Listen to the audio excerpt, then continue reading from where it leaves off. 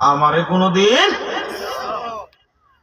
ছাগল না বুঝা মসজিদে ঢুকছে, কিন্তু আল্লাহর বান্দা না বুঝা কার বুঝার পরেও ঢুকে না। ভাবতেছেন আমি আব্দুল হালিম গল্প বলি না রে বাবা, গল্প না। জানেননি রে ভাই, এই কথা আমার আল্লাহ কোরআনে বলেছে, ওয়ালাকাদ যারানা লিজাহান্নামা কাসীরাম মিনাল জিন্নি ওয়াল ইনস।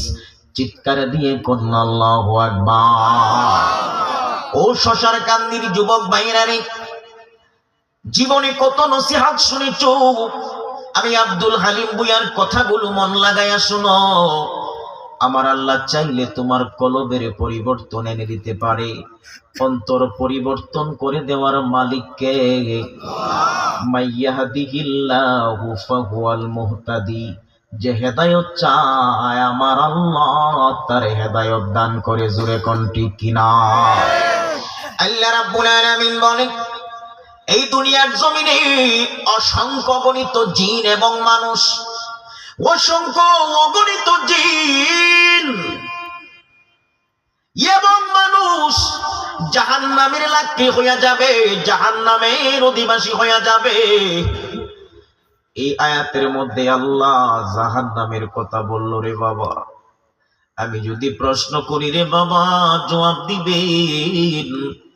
আমার আল্লাহ অন্য আয়াতের মধ্যে বলে, আমি জিন এবং মানুষ বানাইছি আল্লাহর ইবাদতের জন্য। ওয়ামা খালাকাতুল জিন্না ওয়াল ইনসা ইল্লা লিয়াবুদুন। জবানটা ছেড়ে দিয়ে কন্যা আল্লাহু আকবার।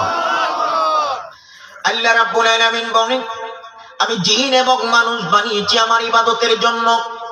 ও শশার কান্দির যুবক, তামাম পৃথিবীর মানুষগুলো যদি আল্লাহর ইবাদত করা ছেড়ে দেয়, মুরতাদ হয়ে যায়, নাস্তিক হয়ে যায়, কাফির হয়ে যায়, আমার আল্লাহর কি সরিষা পরিমাণ ক্ষতি হবে?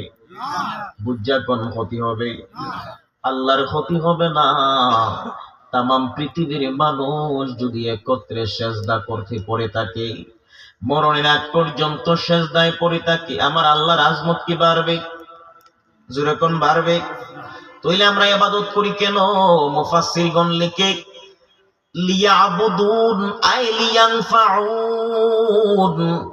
বান্দা ইবাদত করবে আল্লাহর, কিন্তু ফায়দা পাবে রে বাবা নিজের। জোরে কোন সুবহানাল্লাহ। বান্দা ইবাদত করবে আল্লাহ, ফায়দা পাবে নিজের। আল্লাহর দরবারে কান্না করবে, বান্দার চোখের পানি জমিনে আসার আগে আগে আমার আল্লাহ তার নামটা ওলির দফতরে উঠাইয়া দিবে। জোরে কোন ঠিক কিনা? আল্লাহ কয়, আমি অধিকাংশ জিন এবং মানুষকে জাহান্নামের জন্য রেডি করছি, তারা নিজেরাই জাহান্নামের অধিবাসী হয়ে যাবে। ও ভাই, আমরা তো জাহান্নামে যেতে চাই না, কারণ আমাদের একজন বাবা আছে যার নাম আদম। জোরে কোন তার নাম কি? একটু নামটা নেন না, কি নাম? আরো জোরে কোন কি নাম? আমাদের একজন বাবা যার নাম হলো আদম। যদি প্রশ্ন করা হয়, হুজুর আদমের বাড়ি কই?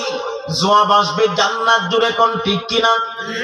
দুনিয়ার বাবার বাড়ি উত্তরসূরি ভাবে বাইরা আমার পুত্র কিন্তু বাবার পরে বাড়ির মালিক হইয়া যায়,